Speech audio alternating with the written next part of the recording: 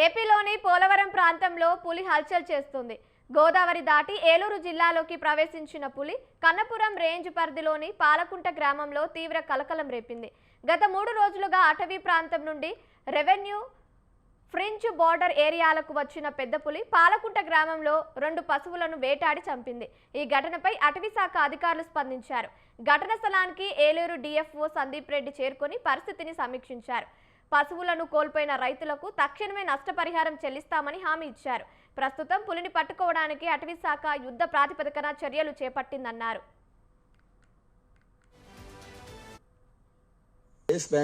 పోలవరం జిల్లా నుంచి మళ్ళీ ఈ గోదావరి రివర్ క్రాస్ చేసుకుని ఏలూరు జిల్లాకి, అంటే మనకి ఇక్కడ పోలవరం రేంజ్ ఏదైతే ఉందో ఈ ధార్వాడ, ఉప్పరెల్లి ఈ ప్రాంతాలన్నీ దాటుకుంటూ ప్రస్తుతం నిన్న రాత్రికి మనకి ఇక్కడ కన్నాపురం రేంజ్లో నిన్న రాత్రి పాలకుంట అన్న గ్రామంలో మనకి టైగర్ ఏదైతే తిరుగుతుందో అది 2 క్యాటిల్ని చంపింది.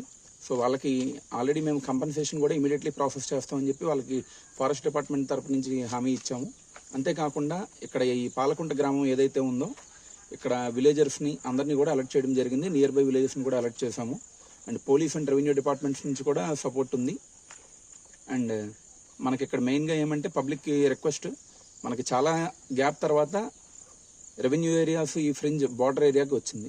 సో ఈ టైంలో కొంచెం పబ్లిక్ నుంచి ఫారెస్ట్ డిపార్ట్మెంట్కి సపోర్ట్ అన్నది చాలా అవసరం.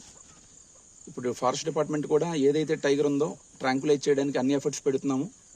ఈవెన్ స్టాఫ్ని అందరినీ మొబిలైజ్ చేయడం అయితేనేమి, లేకపోతే నియర్ బై పబ్లిక్ని అలర్ట్ చేయడం అయితేనేమి, అలాగే స్ట్రాటజిక్గా మనకి ఇక్కడ విహెచ్ఎఫ్ కిట్స్. రైట్గా దీనికి సంబంధించి మరిన్ని అప్డేట్స్ మా ప్రతినిధి నవీన్ రాజ్ లైవ్ ద్వారా అందిస్తారు. నవీన్ రాజ్, చెప్పండి, ఈ మధ్య కాలంలో అడవి నుంచి జంతువులు బయటకు రావడం తరచుగా వింటున్నాం మనం న్యూస్ అయితే. సో ఎందుకు ఇలా బయటకు వస్తున్నాయి జంతువులు అడవి నుంచి? అధికారులు ఎలాంటి చర్యలు తీసుకుంటున్నారు? కావ్య, ఏదైతే ఉభయ గోదావరి జిల్లాల్లో అయితే కనుక పెద్ద పులి సంచారం చేస్తూ ఇటు 2 జిల్లాలకు సంబంధించిన ప్రజలను అయితే కనుక భయభ్రాంతులకు అయితే గురి చేస్తున్న పరిస్థితి ఉంది.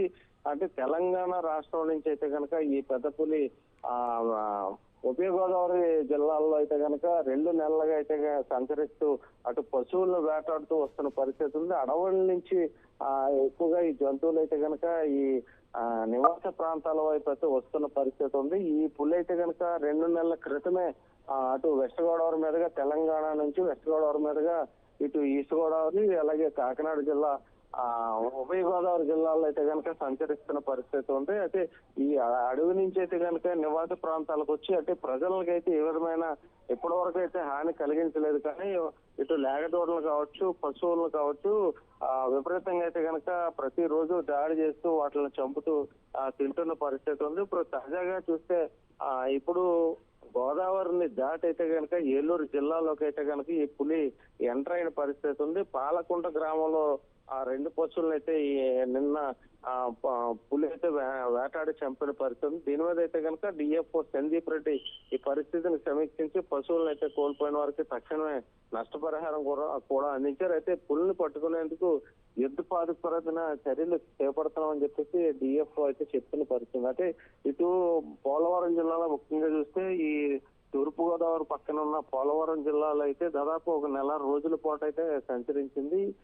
ఇటు కాకినాడ జిల్లా వైపు కూడా వచ్చింది. అయితే ఈ ఫారెస్ట్ అధికారులు కావచ్చు, అలాగే ఈ రెస్క్యూ టీం కావచ్చు ఎక్కువగానే ఏర్పాటు చేసి పులిని పట్టుకుంటాం, బంధిస్తామని చెప్పేసి అయితే కనుక ప్రయత్నం చేసినప్పటికీ ఆ పులి అయితే కనుక ఈ అధికారులకు అయితే చిక్కడం లేదు.